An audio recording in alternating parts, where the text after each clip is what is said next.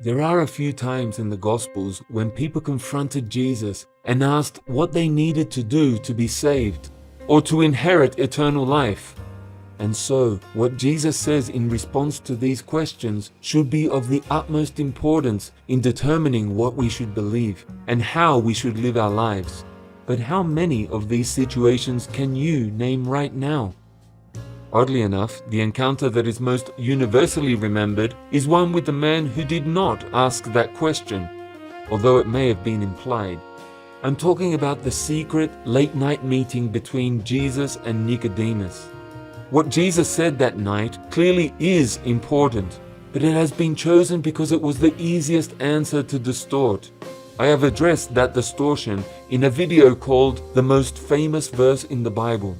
But there is another equally famous response that Jesus gave, and this one was in answer to a question on how someone might find eternal life. It's just that we are never told about it in that context. It is seen as just another interesting story that Jesus told, and then it is swept up together with 99% of everything else that Jesus said and put into a box labeled Law, Old Testament, not necessary for salvation. Have you ever noticed that?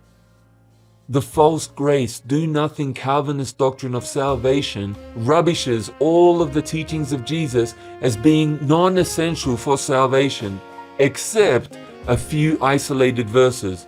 Verses like John 3:16, which they think they can distort to support their anti-Jesus doctrine.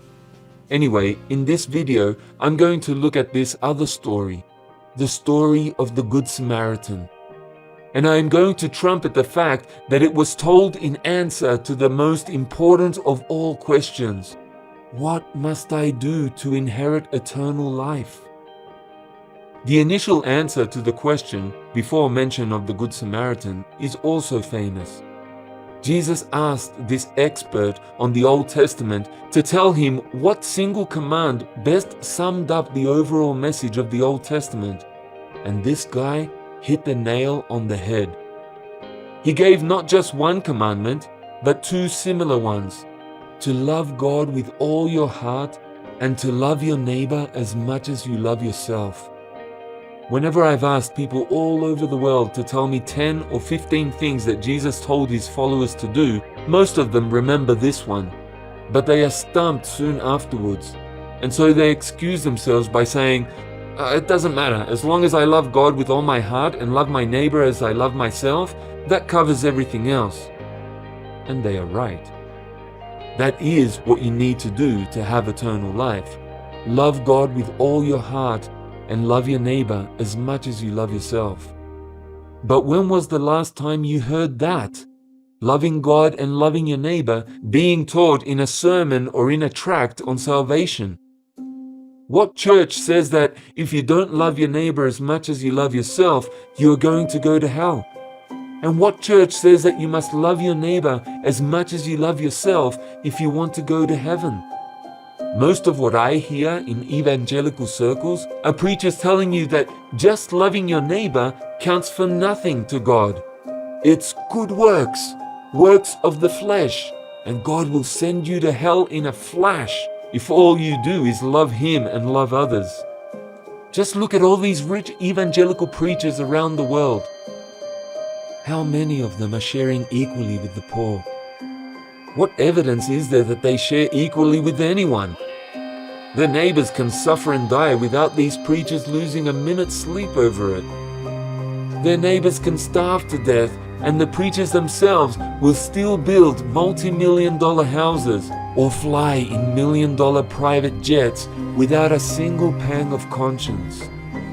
How can they do it? They do it by preaching another gospel, a more comfortable doctrine, a man-made doctrine, of course, about how they don't have to love their neighbor to get eternal life. Totally anti-Christ, of course. A complete contradiction of what Jesus taught. But who cares? It's what the people want to hear, and it'll bring a lot of money into the offering plates. So the story of the Good Samaritan just falls under the category of romantic Bible fiction, about as real as the poem on a birthday card. The religious leader who first asked Jesus what it takes to get to heaven, however, was not so quick to dismiss what Jesus said. He didn't like it, but he was not prepared with the various excuses that we have been taught by our denominations. And so he challenged Jesus by asking for clarification on just how far this neighbor thing needed to be taken literally. "Who is my neighbor?" he asked. And that is when Jesus told the story of the Good Samaritan. A certain Jewish man had been beaten and robbed on a lonely road and left for dead.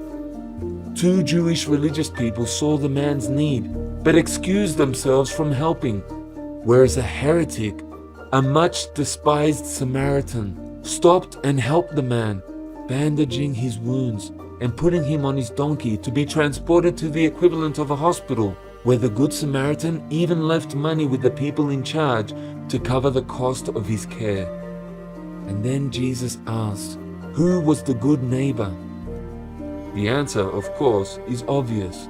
But the religious leader choked on it a bit because Jesus had picked someone who was so obviously wrong theologically and doctrinally. Kind of like Jesus trying to tell us a similar story today with a Mormon or a Buddhist or maybe even a gay person being the one who showed love for his neighbor. How would that make you feel? Could you embrace those two important lessons from the story of the Good Samaritan? One is that it is love which God is looking for when He starts handing out tickets to heaven. And the other is that He doesn't care about your religious affiliations at all when doing so. Those are scary thoughts for people who have surrounded themselves with religious associates who all agree that members of our denomination, our church, our religious community are the ones who are going to heaven because of our doctrines and our theology, while the others, especially those who break certain rules that we count quite highly, they are all going to hell. We need to do some serious rethinking on these matters now, before we stand before God on Judgment Day and learn that it's too late to do it His way. Please pray about this and about your underlying assumptions about what it takes to get to heaven. There's a lot riding on you getting it right.